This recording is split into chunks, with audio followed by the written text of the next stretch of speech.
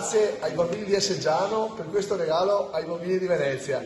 Siamo insieme, questo è l'esempio del futuro, quello che ci piace, bambini che aiutano altri bambini, che danno forza e incoraggiamento a tutti. Grazie ai bambini di Asseggiano e di Venezia.